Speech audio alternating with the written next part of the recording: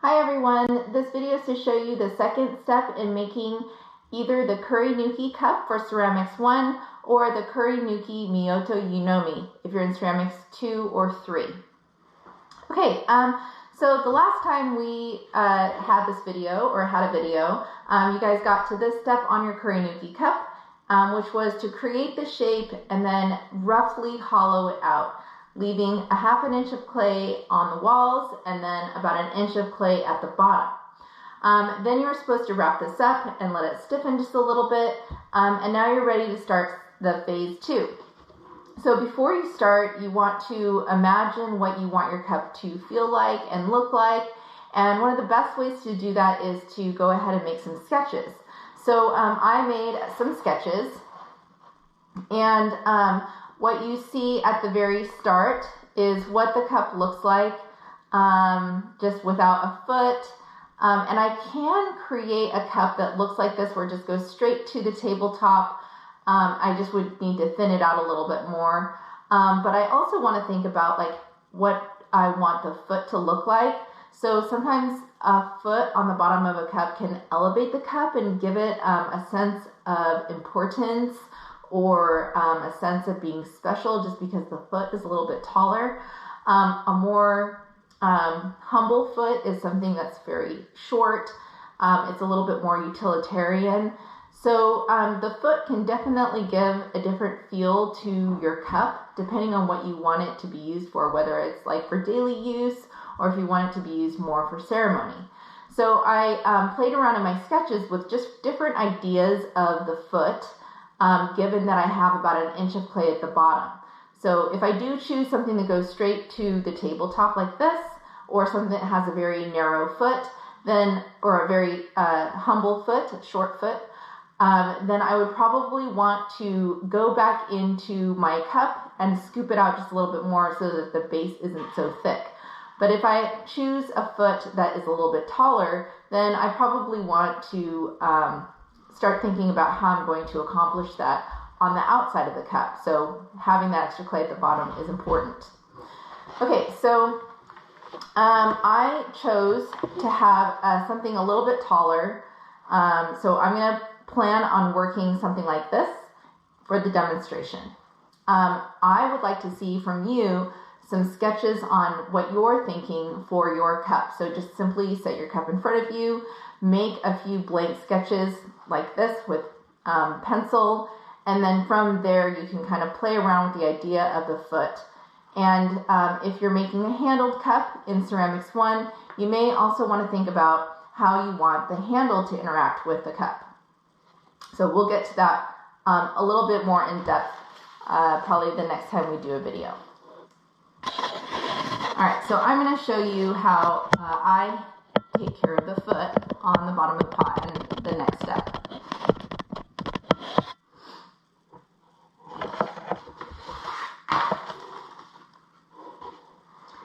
Alright, so I have my loop tool and the form that's roughly hollowed.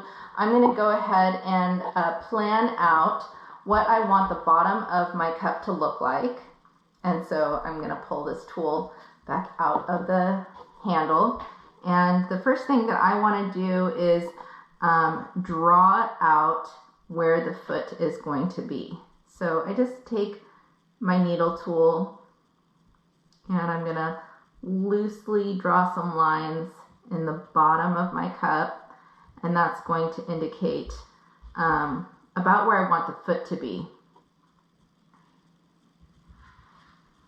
I think that might be a little narrow, so I'm going to go ahead and just make it a little bit wider. So at this point, you're just kind of sketching onto the clay. You don't want to commit yourself by cutting into the clay too soon. You really want to have a good idea of the functionality of your foot before you start carving.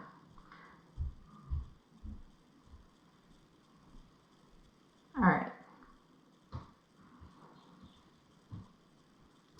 Alright, so now I have it pretty well carved or sketched out. That's the shape I want my foot to be. It became just a little wider than I originally drew on the foot. So Yeah. Okay, so now I'm going to take my loop tool and I'm just going to carve a little bit away at a time. So think about when you're trimming a pot on the potter's wheel, it's turning and you're holding the tool really still. That's what I'm doing. I'm turning the pot and the tool is being held really still.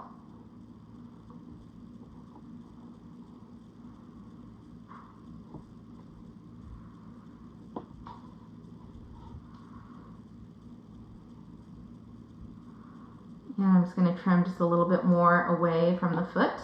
And I'm trying to keep it pretty symmetrical. Now, Kurinuki isn't perfectly symmetrical, but we're still aiming for symmetry and we're still aiming to have a balanced, functional cup.